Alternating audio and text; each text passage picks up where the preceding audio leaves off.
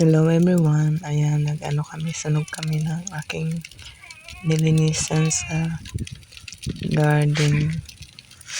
Pabayaan kasi, kaya nilinisan ko tapos ngayon natuyo siya, sinunod na namin.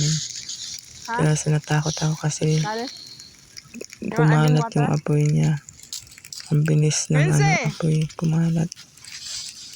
Kasi sakto dyan yung tuyo yung mga dahon, kaya pati yung mga grasses na hawaan siya, kumalat agad yung apoy. Nataranta ako dyan, kaya pinagpapatay namin yung apoy para hindi na siya kumalat palalo. Nire-ready namin kasi magtatanim na kami ng mga sitaw.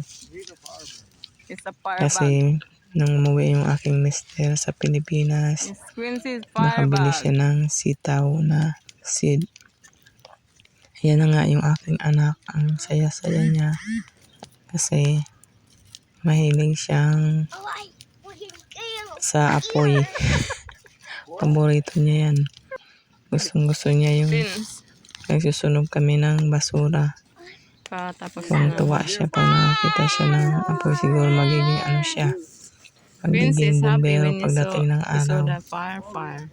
Kaya pag minsan nga, pag naglilinis ako sa labas, nag-iipon siya ng mga kahoy para daw sunugin. Yan ang gusto siya. Yan nga, inabot na kami ng hating gabi.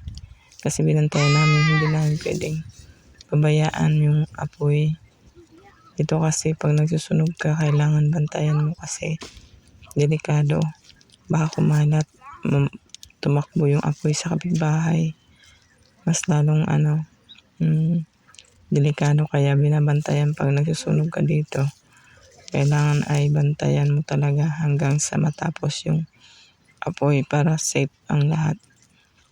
Mabilis lang kasing kumalat ang apoy, delikado, kaya dapat bantayan.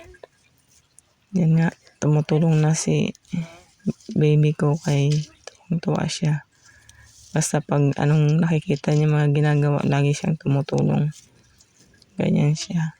Sana paglaki niya, mabait pa rin siya at masipag, matulungin, hindi magbago. Maraming salamat everyone sa support. God bless and keep watching. Thank you.